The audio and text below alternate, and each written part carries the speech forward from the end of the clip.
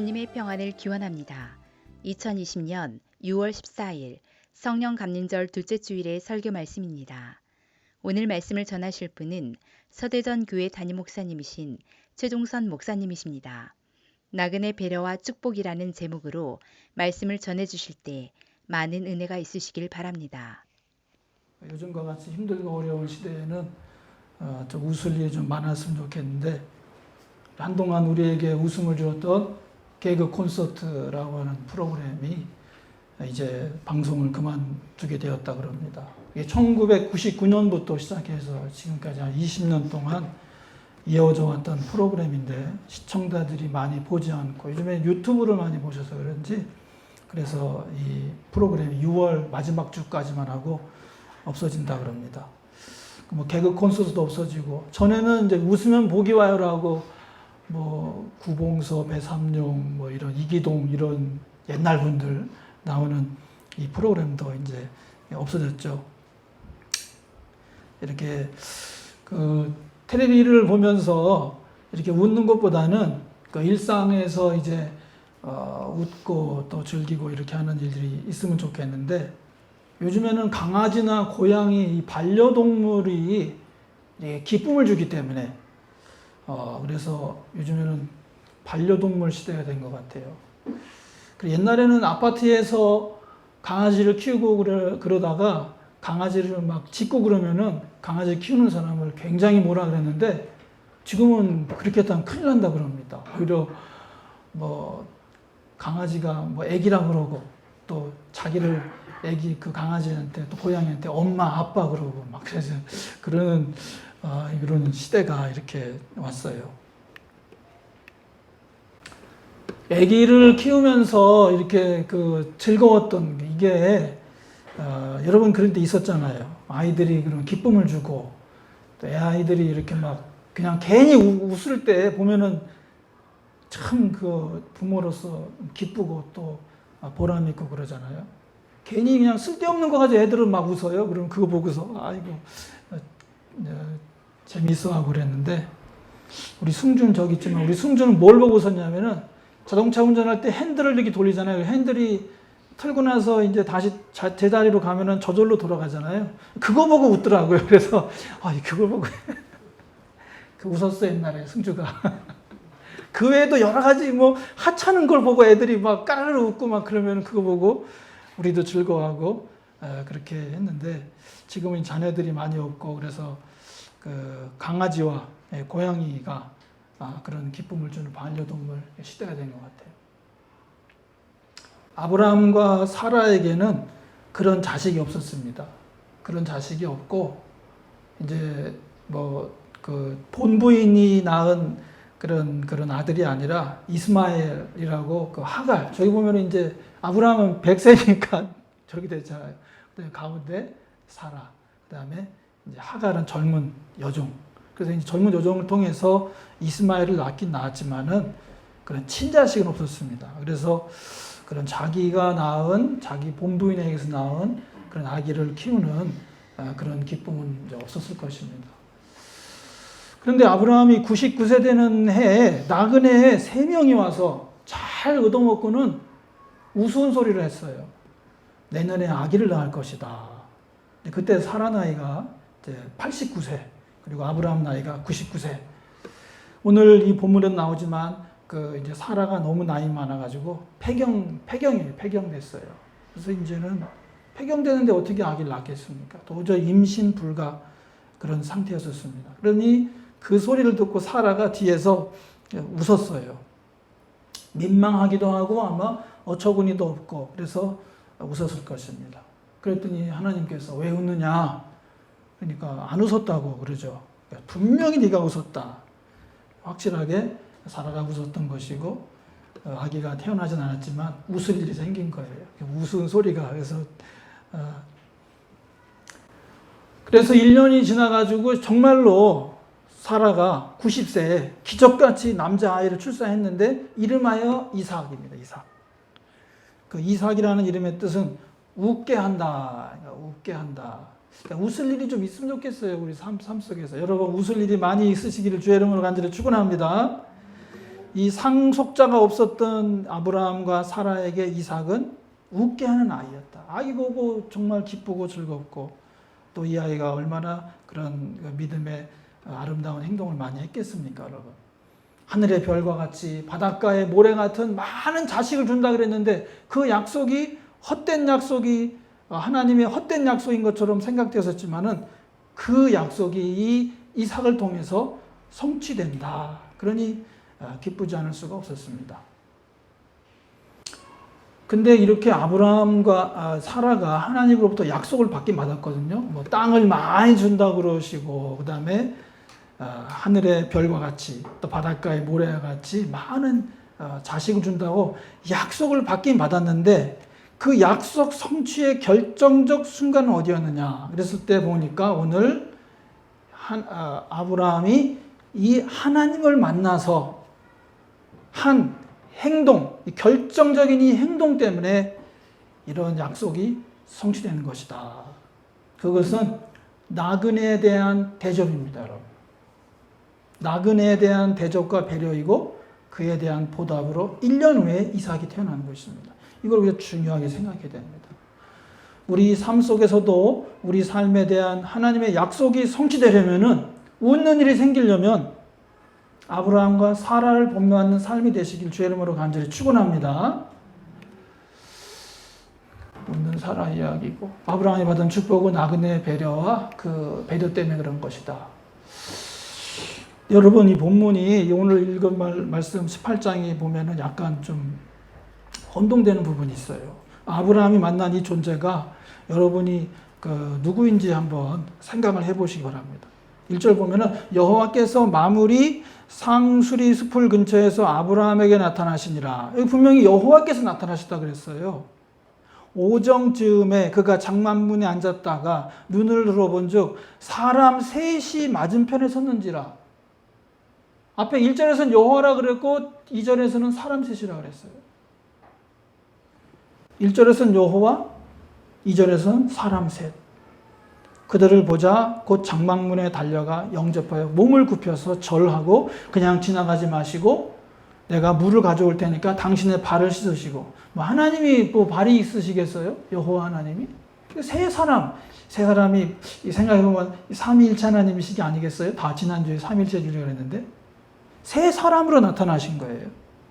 그래서 발 씻으시고 나무 아래에서 쉬시고 계시면은 떡도 가져오고 송아지도 잡아서 대접하겠습니다. 그랬더니 그럼 그렇게 해라. 그렇게 해서 아브라함이 고운 가루로 떡을 만들어서 이제 그 화덕에다가 이제 굽죠. 그래서 이제 그 딱딱한 빵을 만들죠. 그다음에 좋은 송아지를 잡고 요리하고 그다음에 엉긴 젖은 그게 버터예요. 버터하고 우유 그다음에 송아지 요리를 가져다가 세 사람을 잘 대접했어요. 그랬더니 그들이 말하는 거예요. 사라가 어디 있습니까? 그러니까 장막에 있는데요. 기한이 지나서 내년에 다시 올 텐데 아들을 낳을 것입니다.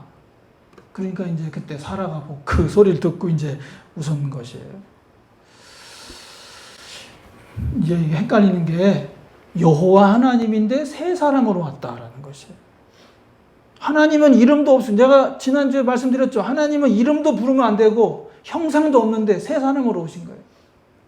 근데 이제 그것을 이제 아브라함은 알고 이제 하나님을 만난 그 신비죠, 이게.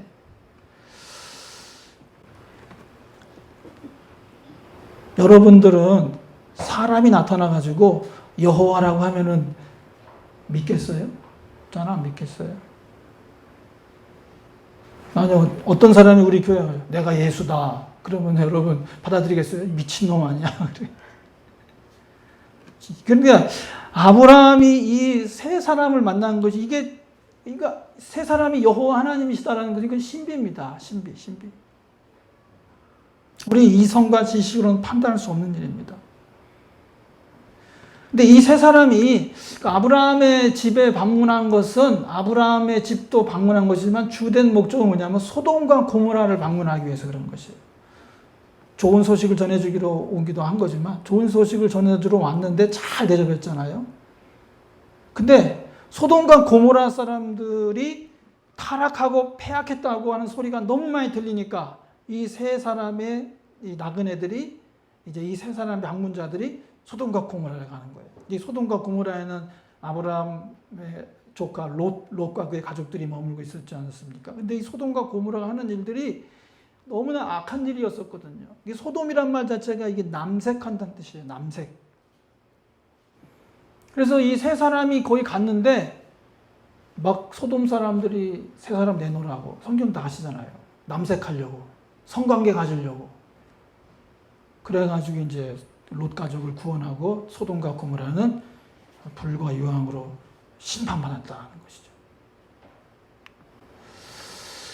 하나님 백성의 거룩함이라 하는 것은 뭐냐 그러면은 이 구절 속에서 이스라엘 백성들이 계속해서 배우고 가르치는 것은 뭐냐면 나그네를 잘 대접해라. 나그네를 잘 접대하라. 자신들이 힘없는 나그네로 그 애굽에서 노예 생활을 했었습니다. 노예 생활을 400년 했어요. 거기서 얼마나 고통받았습니까? 그러니까 외국인으로서 이게 애굽이라고 하는 엄청난 그 문명 도시 속에서 이 사람들이 처음에는 요셉과 형제들을 통해서 들어갔을 때는 잘 대접받았지만은 왕조가 바뀌거든요. 왕조가 바뀐 이후에는 또 핍박받게 됐어요. 그래서 막 그 힘든 노역 가운데 그 외국인으로서 차별받으면서 살았거든요. 그러니까 오늘날은 외국인은 너무 차별하지 말라는 것이죠. 그 다음에 또 그들이 애굽에서 탈출해가지고 광야 40년 동안 그 텐트 치고 광야에서 살을 때 많은 사람들이 자신들을 반겨주지 않았습니다. 그래서 그 나그네 생활을 하면서 힘들었던 걸 알았기 때문에 약자들을 보호해야 되는 거예요. 나그네들을 잘 배려해야 되는 거예요. 그래서 고아와 과부 등 이런 힘없는 사람들에 대한 배려를 잘 하는 것이 그것이 하나님 백성이 가야 할 길이고 그게 거룩함이다. 거룩함이다. 오늘 로마서 5장 1절부터 8절까지 말씀드렸지만 성령 받은 사람, 오늘 우리가 성령 강림절이잖아요. 그러니까 성령 강림절에 성령 받은 사람들이 거룩하게 사는 것이 뭐냐 그랬을 때 자꾸 말씀드리지만 하나님의 말씀 따라 살아가는 것입니다. 그 거룩함을 따라 살아간다는 것은 오늘 본문 말씀을 중심으로 본다면 약자들, 나그네 같은 사람들, 어려움 당한 사람들, 이런 사람들을 잘 돌보는 것입니다. 오늘 성령 받은 우리 그리스도인들이 세상 사람들하고 똑같이 살아서는 안 돼요. 우리 세상은 너무 자유주의예요. 너무 자유주의와 자본주의, 만몬주의에 있어가지고 너무 돈 중심으로 생각하고 너무너무 그런 그 자신의 개인주의 이거로만 돼 있거든요. 개인주의는 남을 생각하지 않습니다. 외국인 차별합니다. 자꾸 어떤 사람들은 코로나 19라 그러잖아요. 그걸 갖다가 이제 우한 폐렴이다. 그러니까 중국에서 이게 왔다 그러고 계속해서 이제 그 중국 사람들을 이제 비하하고 중국 사람들 공격하잖아요.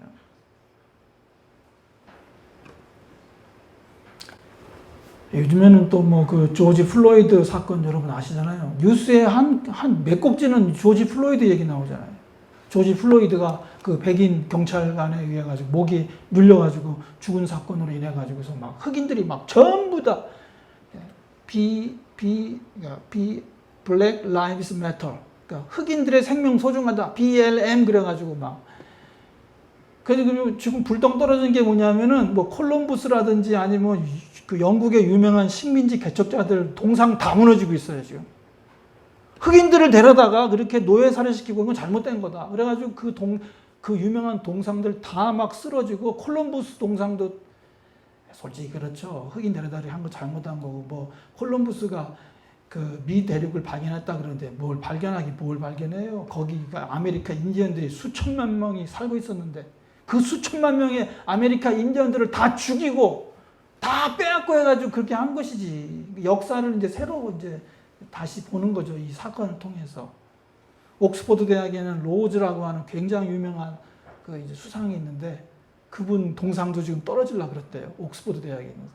옛날에는 그 잘못된 거죠. 흑인이라고 차별하고 외국인이라고 차별했던 그런 것은 잘못된 거죠. 성경을 읽는 사람들이 왜 그렇게 살았냐고요. 식민지주의, 제국주의, 자본주의 그것에 의해 가지고 그렇게 외국인이라 그래가지고 또 흑인이라 그래가지고 아시아인이라 그래가지고 차별하고 그렇게 살았던 것입니다. 그렇게 하면 안 되는 거예요. 성경대로 살면 그렇게 하면 안 되는 겁니다.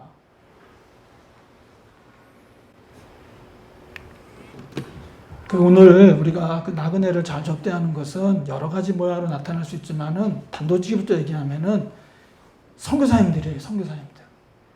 세계 선교를 위한 선교사님들이 나그네들이에요.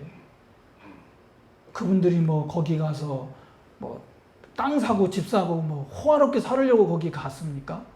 부모 형제 다 버리고 오늘 여기 있는 마태복음에 있는 말씀처럼 부모 형제를 떠나서 정말 그 복음을 증거하기 위해서 온 세상 열방까지 가서 그렇게 고생하는데 여행을 위하여 배낭이나 두보롯이나 신이나 지팡이도 가지고 가지 마라.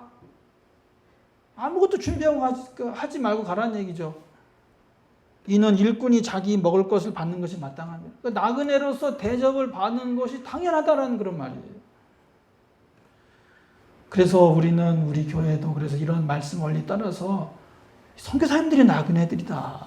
이 여호와 하나님이 보낸 사람들이다. 여호와 하나님 같은 분들이다. 그런 마음으로 잘 접대하려고 그렇게 생각합니다. 그래서 선교사님들이 오면은 8월 달에 그분들 말씀도 증거하게 해주시고 그 다음에 봉투도 일부러 만들어가지고 헌금도 하라고 그러고 그렇게 해서 하는 것은 여러분 하나님의 축복받기 위한 것인 줄 확실히 믿으시길 바랍니다. 네. 여러분 아브라함이 복 받았잖아요. 100세 아들 얻었잖아요. 그런 것처럼 우리 자녀들이 잘 되는 복을 받을 줄로 믿고 우리도 아브라함처럼 하는 것입니다. 여러분. 지난 5월 초에 김영복 선교사님이 저한테 그 선교 편지를 보내셨어요. 지금 터키에서 이제 그 교회 선교사님들을 이렇게 보내는 사역을 하잖아요. 사역하는데 코로나 때문에 막 터키도 난리입니다. 난리. 대중교통 이용할 수가 없어요. 그래서 어려운 가운데 이제 또 선교사님들이 여러 가정들이 와가지고 이제 그분들을 이제 훈련시키고 이제 개척하는데 보내드려야 되는데 이제 차량이 이동수단이 없어서 자동차를 구입하려고 하는데 뭐 세금도 엄청 비싸대요, 터키는. 그래서 도움을 청했더라고요. 근데 저한테 뭐 이렇게 그런 도움 청한 적이 없어요. 자기가 글도 썼어요. 이따가 이제 예배 끝나면 제가 편지를 올려드릴게요. 저도 기도하면서 도움 드려야 되는데 개인적으로 하는 것은 한계가 있고 우리 교회에서 도움을 드려야 되겠는데 그래서 당회에다가 이렇게 우리가 도움을 줘야 되겠다 이렇게 했더니 장로님들이 다 반대도 안 하시고 다 오케이 그렇게 하셨어요.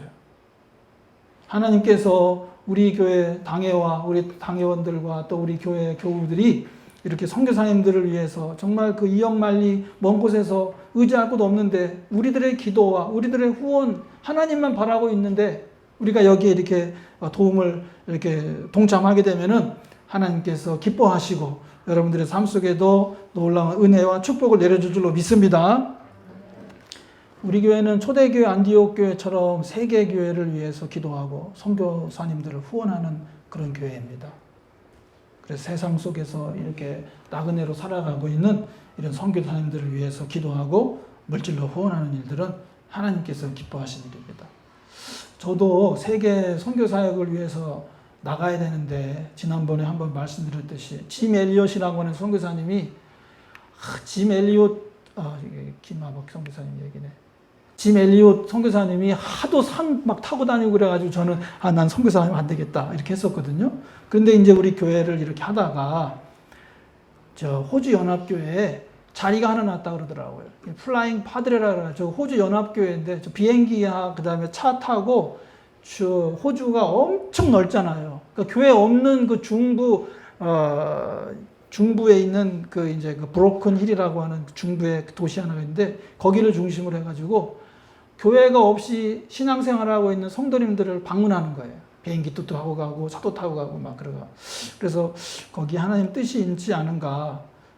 그래서 그 자리를 지원을 했었었는데 하나님 뜻을 구한 적이 있었는데 이제 하나님의 그 뜻은 아니더라고요. 근데 제가 그걸 하려고 한 이유 중에 하나는 뭐냐면은 선교사님 자녀들을 가르치는 일을 해야 되겠다.